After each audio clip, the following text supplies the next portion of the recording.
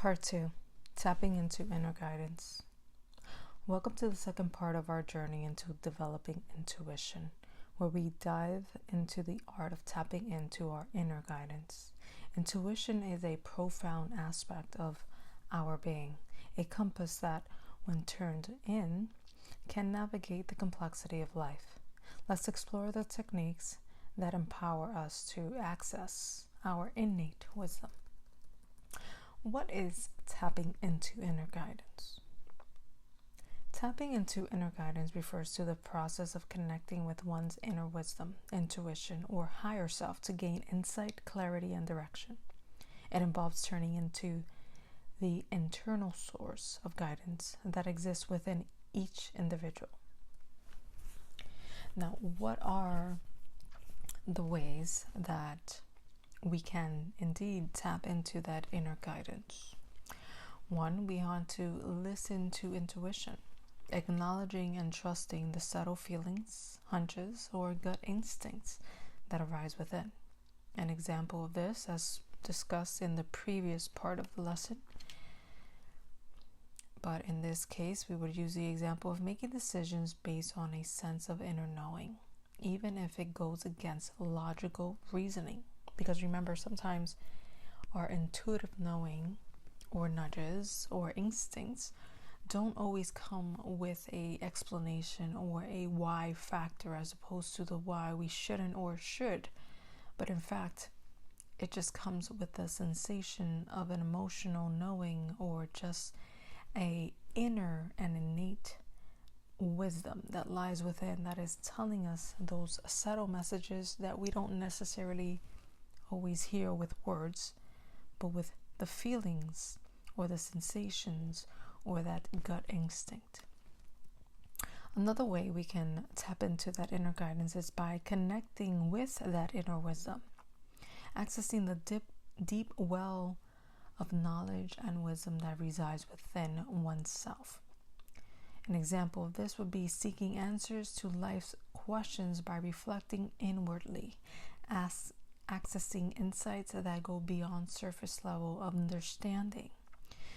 So instead of going externally by asking someone for advice or looking online or reading books, sometimes the answers that we seek are just one step within ourselves.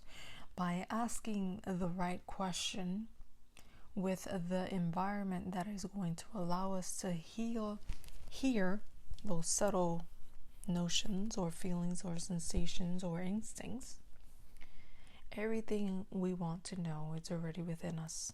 All we have to do is tune in and tap into that answer within ourselves that already holds the answers that we seek. Because if we are asking such questions, more than likely there is a reasoning behind those questions that we ask, and it is so that we can go within to seek them. Because not only will we discover the answers to the questions that we ask, but we will learn to fully integrate and align with that innate wisdom and knowing within ourselves, so that whenever life happens for us, we have the alignment or access to the answers we need whenever making any form of decision in our life that will best suit us in our endeavors and in our alignment of our true essence, right?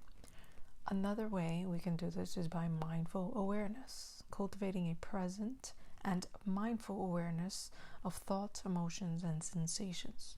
An example of this would be being fully present in the moment, observing thoughts without immediate judgment, or recognizing the deeper currents of inner guidance. Like I said before, we want to become so in tune with who is it that we are without the influence of any form of external source. So like that when we do feel any unusual sensations or nudges or instincts or gut feelings, we pick up on it immediately. And when we don't know exactly what that is or what it is trying to tell us, we can go within ourselves to self-reflect a little further and go a little deeper with it, so that we can get to the true source and the depth of the meaning behind those sensations as we know more of the self through this practice. Another way would be to trusting the inner voice, having faith in the inner voice that speaks with authenticity and clarity. An example of this would be trusting one's instinct and making decisions with confidence, even if external opinions differ.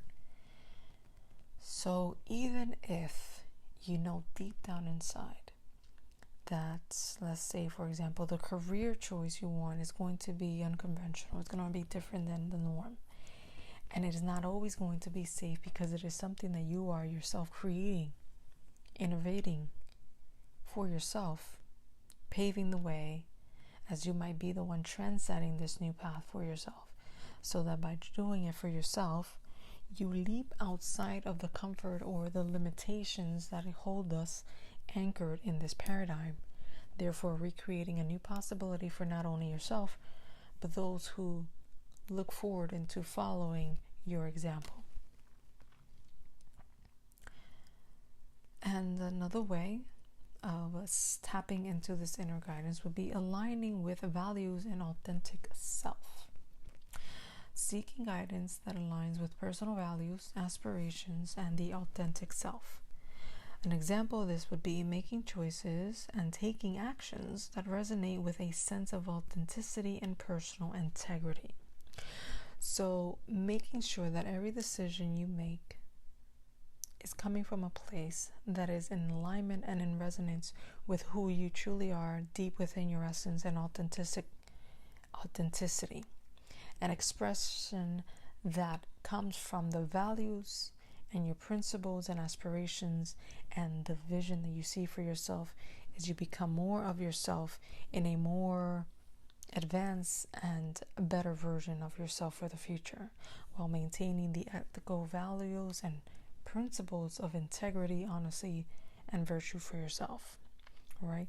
So as long as we make the decision that best aligns with who we are, while our actions would not harm another, it doesn't affect someone else's life, because it is only us taking full responsibility and accountability for our own personal choices in life, there should be no reason why we would feel guilt or confused and so on, because our inner guidance is always going to guide us in the direction of what best serves us, so that in our serving of self, we can better be equipped and whole to serve others. Because we cannot help or serve others from an empty cup or from feeling dissatisfied with life, because we're not coming from a position of that example. So in order for us to be better equipped to serve and bring value to others, whether that's in our home, in society, in our community, in our organization, we first have to bring the primary focus and priority into ourselves and get to truly self-evaluate and develop ourselves so that we can better assist ourselves in the knowing of the self. Bringing us into the next step of tapping into inner guidance, which is meditative reflection, engaging in practices that quiet the mind, allowing for a deeper connection with inner guidance. An example of this would be regularly practicing meditation, mindfulness, or reflective exercises to access a state of inner calm and insight. You see, many people fail to tap into their intuition fully and embrace that innate inner knowing that we all have, because they unfortunately can't sit by themselves to reflect and listen to what's actually happening within themselves. You know, their thoughts and their fears and all these things just start to resurface, and because they haven't taken the time to remove all aspects of distractions. and allow themselves that time that is needed to reach the pivot of mastering our own intuitive knowing, they miss out on the opportunity of what this would be and the benefits it brings into their life. But with time and with practice, little by little, things will start to calm down, become a little more silent day by day, as you allow yourself to calm those thoughts, those emotions that maybe have been suppressed and oppressed for so long that they're just now being resurfaced because you are allowing yourself that time. Bringing us into the next way to tapping into inner guidance would be through dream analysis. So another way that these emotions and all of this comes up through the surface is through our dream state, as we explore the symbolic messages and insights that may arise in dreams. An example of this would be paying attention to recurring themes or symbols in dreams and using them as sources of inner guidance. Because we all know that our dream state is actually the orchestration or mental construct of the mind's right hemisphere of the brain, which doesn't have the ability to communicate with us through logic and wording, but through the symphony of symbolism that give it the meaning that we have provided those symbols throughout our own personal experience. This is why the best person to analyze your dreams is actually yourself, because it is a process or a representation of what's happening within yourself, and only you would know what's happening within you based on your own personal experiences throughout the course of your life. This is why when you get used to these practices and you start mastering your intuition and getting in tune with what that is for you, as soon as you have certain dreams, you will know exactly what it means as soon as you wake up, because you would understand, okay, I was right about this decision because this is the confirmation that resonates, the meaning behind it, giving me a confirmation of that. Or even vice versa, if something you were feeling off about, you didn't know exactly what was off, but through dream state, you will receive the orchestration or the answers playing themselves out through the sensations of maybe your current fears or indeed your intuitive instinct communicating with you through your dream state.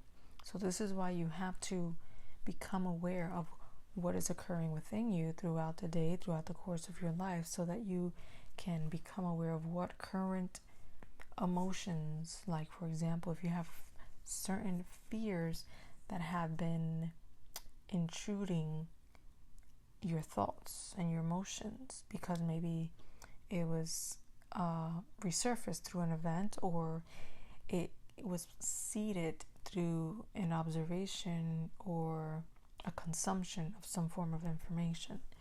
Now, when we become aware, when we have intrusive thoughts and emotional states and they play themselves out through our dream state, we quickly realize that these are in fact those probabilities being played out in our dreams. So they are not always intuitive nudges or insight. But when we have situations and dreams that come with answers to questions that we may have not even asked, they did not come and resurface from any prior thoughts or emotions prior to the dream, then here you have to take into further consideration that it indeed might be an insightful symbol or message that is being provided to you through dream state. And if you are fortunate, you might have certain characters in your dream state that help you theme out the symbol or flat out come up to you to give you the direct and face-to-face guidance of that which you need to know about certain situations and things, so that you can become aware of. And I call those dream guides, right? that let you know everything you need to know about certain situations if you haven't picked up on it on your own. I call that a form of a divine intervention, right? When you're not getting the message, they just come straight forward and just tell you what you need to know. But that you need to be able to tune in, tap in, and turn on to that frequency to always have access to that, which that comes with time and practice and mastery, of course. Bringing us into another form of tapping into our inner guidance is through feeling a sense of alignment, experiencing a harmonious alignment between inner guidance and external actions. An example of this would be feeling a sense of flow, purpose, and fulfillment when following the guidance from within, right? So when we tune in to these alignments and our sensations, and we learn to become aware of what feels right and what feels wrong, what feels on and what feels off for us personally in our unique experience, we learn to align ourselves with the sensations and the feelings and the emotional states that we would prefer to have by remaining attuned with them, rather than entertaining that which we don't want or we don't desire to experience, the thoughts and the emotions and the people and the places. We just completely learn to master our ability to remove all attention, all energy, all focus, as if it would not even to be existence in our reality. Why? Because if we don't like the experience, we have the free will to choose if that's the experience we want to continue to entertain and give our vitality, life force to it, which indeed is what gives it life in our experience. So when we learn to master our ability of focus and place our attention and our energy where it would serve us rather than remove us from our intention, we will learn to sense the feelings, sensations, and purpose and so on that we need and remain in the harmony of these states so that we can pick up on anything that goes against it even much faster, because our focus and our intention is to remain in the alignment of the path that we are pursuing, right? So now anything outside of that becomes more obvious, for example. Another way to tapping into inner guidance is receiving signs and synchronicities.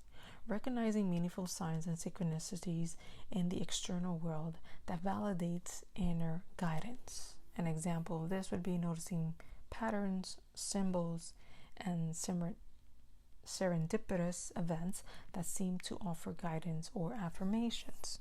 Now, this can come in numeric numbers that show up in license plate, and constant synchronicity throughout your day when you are thinking of something or going through something, and these are just the universal's way of speaking to you, which indeed is really you speaking to yourself through the orchestration of your everyday life that is being played out in your external world.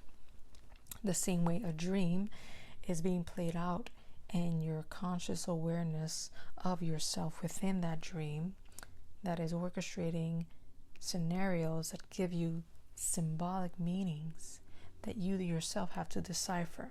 The same way it happens in dream state is very similar as to how it happens in our everyday life, as if to be in a dream within a dream within a dream, and a continuation of infinite possibilities, right?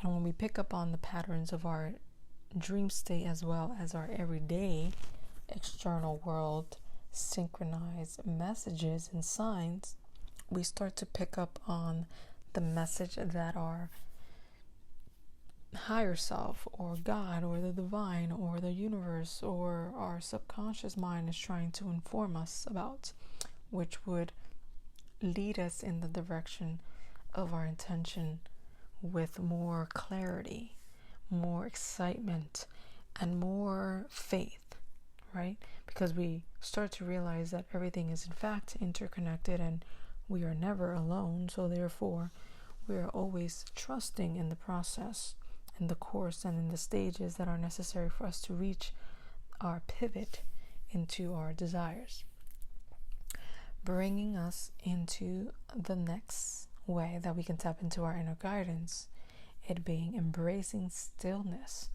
finding wisdom in moments of stillness and silence.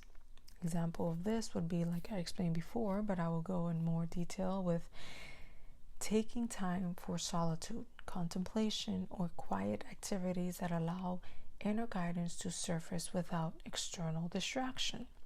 Now, if you might be an individual that might find it difficult to remain in the stillness of your own presence, in complete silence and solitude, I would suggest or recommend doing anything that doesn't allow you, or it doesn't require you to necessarily think of words, but in fact just allows you to be one in the stillness. And if you can't stay still for whatever reason, you could always do things like dancing or painting or drawing shapes sometimes helps. Doing and paint and coloring mandalas always help as well.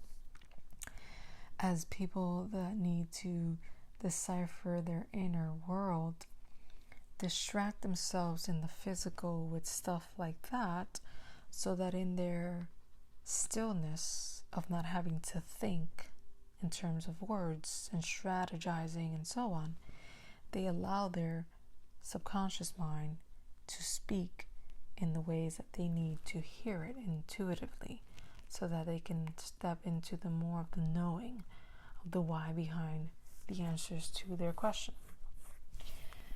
And bringing us into the last segment here of tapping into inner guidance is a deeply personal and subjective experience. It involves cultivating self-awareness, trust, and a willingness to explore the rich reservoir of wisdom that resides within each individual.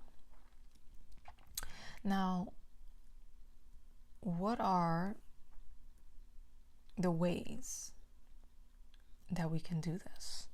How can we step into that endeavor, be enhancing more of what we have just discussed? But what are more in-depth ways that we can tap into that inner guidance? So, like I explained, we want to quiet the mind. Sometimes what I like to do, if I had a really busy day and I didn't get the chance to meditate, or I didn't get the chance to really reflect my gratitude and so on, what I like to do is at the end of my day, I just lay down and I close my eyes. But I know I'm not going to go to sleep, but I just close my eyes, and it's almost as if I am waiting for the nudge. I am waiting for the signal. I am waiting for the first thought or emotional state that resurfaces in my stillness, in that quieting of the mind where I am not thinking of anything. So it says here, begin by finding a quiet space for introspection. Stillness allows your inner voice to emerge. Practice mindfulness, meditation, or simply spend time in nature to calm the mental chatter. So the intention here is just to completely quiet the mind.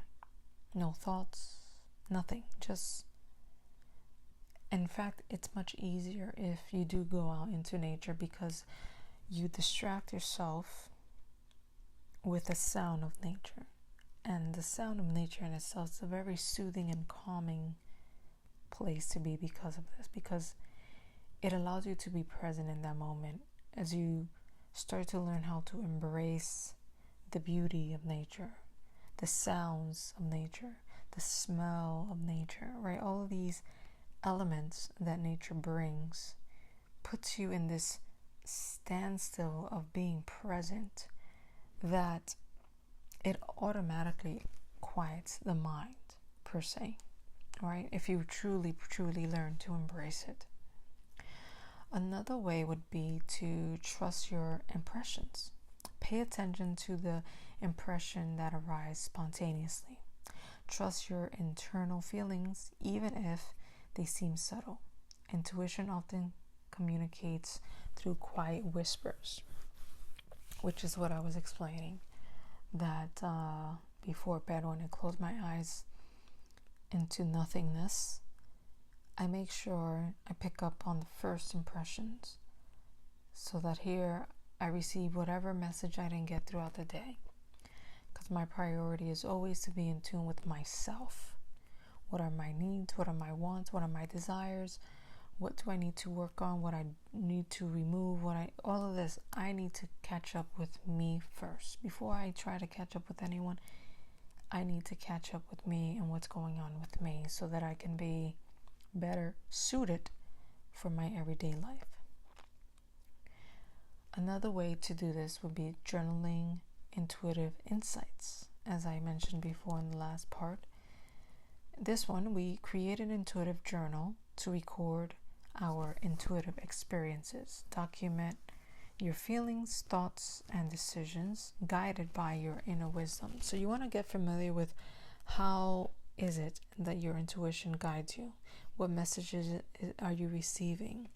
What emotions, what sensations, what thoughts, and how does it feel when it's happening? Because this is going to allow you to become more insightful and more familiar with your intuition, so that when that internal guidance comes on to relay a message to you, it's something that you already know what it is, without ignoring it, or without assuming it to just be a very subtle thought or nothing, right? Here you have more clarity, because you're picking up on the patterns based on the patterns that you are learning to document, therefore becoming familiar with what that is for you, as everyone is different. Another way would be through body awareness. Listen to your body's signals. Intuition is not limited to the mind. Often, the body communicates a gut feeling or a sense of ease or discomfort, right? Because if the mind is not telling us and the intuition is not getting to us, our inner guidance will definitely make sure that the body is giving us the signal.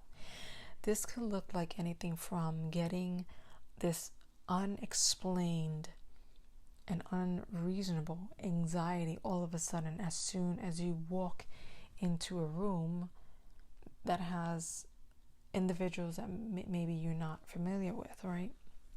That might mean that you are not in vibrational alignment with either the room or the entirety of the room, or maybe just one individual there, or maybe the room in itself, who knows? But these are subtle notions that the body will communicate with you. The same way if you go and you don't feel good, you feel discomfort. The same way when a child doesn't trust a random stranger, adult, for whatever reason. Maybe the child is friendly with most people, but all of a sudden they see this individual and they're a little standoffish to that individual.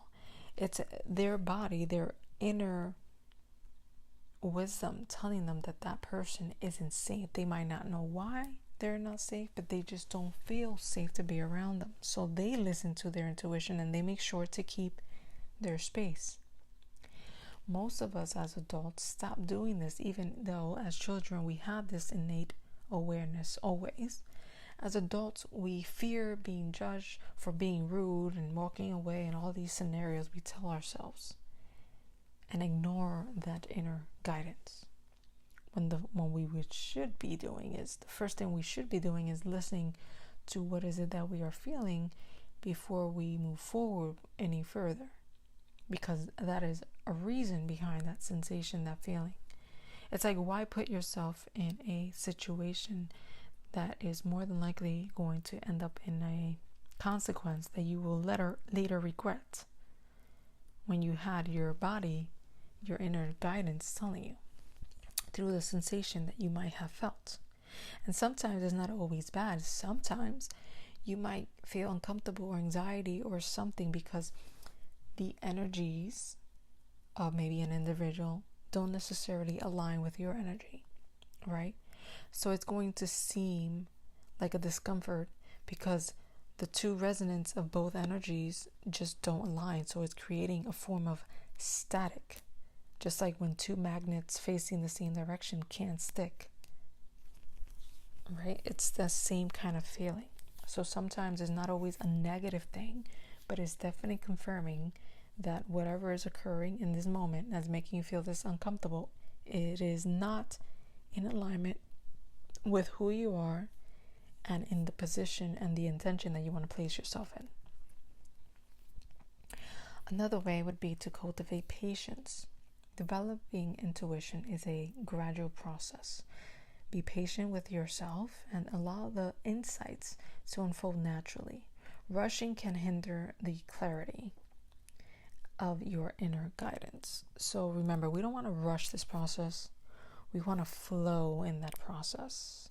We want to embrace the flow of its natural course so that we can get used to it, because rushing is not going to allow us to get there faster. In fact, it will distort the signal, because the motion of rushing in itself is in itself an energetic signature that's going to take us off the resonance of insight, of intuition, because you're trying to speed up something that comes very subtle and calmly.